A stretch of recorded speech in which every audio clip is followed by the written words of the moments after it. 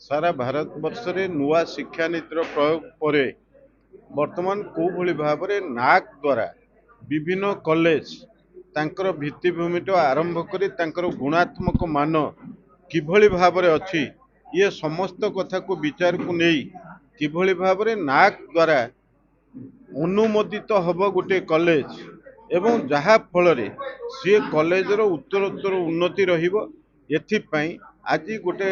कर्मशाला आयोजित होता गोविंदपुर महाविद्यालय ठारे सेथिरे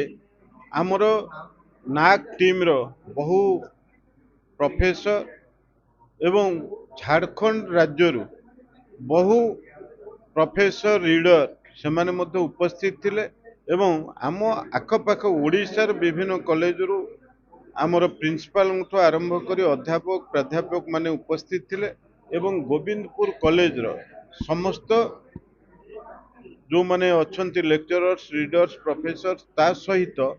बहु संख्यार छात्र छात्री माने उपस्थित थिले एक सफल कर्मशाला आयोजित होता विशेष भाव में आमर गगन बाबू जे आर मुख्य नेतृत्व नहीं थिले ये सफल भाव में ये कर्मशाला आयोजित होती एवं ये प्रथम सत्र सरिला पुणी द्वितीय थर पर आउ थे आलोचना चक्र हम एवं बहु प्राध्यापक अध्यापक से माने मध्य तांकर विभिन्न पेपर्स एठी मध्य सबमिट करिवे तेणु से दृष्टिकोण ये आलोचना चक्र बा कर्मशाला एक सफल आलोचना चक्र बा आमे कर्मशाला कहि निश्चित भाव में गोटे कथा जितेबाला सारा भारत रे वर्तमान आमर केंद्र सरकार वर्तमान विभिन्न ग्रेडेशन करुचंती कॉलेज रे छात्र छात्री माने सेतिपाई चेतनशील हवा दरकार जे सेमाने किभली भाव में भल पाठ पढ़िबे अधिक रिजल्ट किभली भाव में ये कॉलेज माध्यम रे ओडिशा को देई पारिबे तेणु से दृष्टिकोण ये कॉलेज रो मान बढ़िबो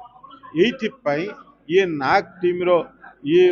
उद्देश्य तेणु से दृष्टिकोण गोविंदपुर कॉलेज जो छात्र छात्री माने उपस्थित थिले ये समस्त कथा को निश्चित भाव में तांको भितर चेतना तैयारी हेबो एवं सेमाने भल स्टूडेंट भाव में भल रिजल्ट करिया पई तांको भितर प्रयास जारी रहिबो ये मु आशा करूँ।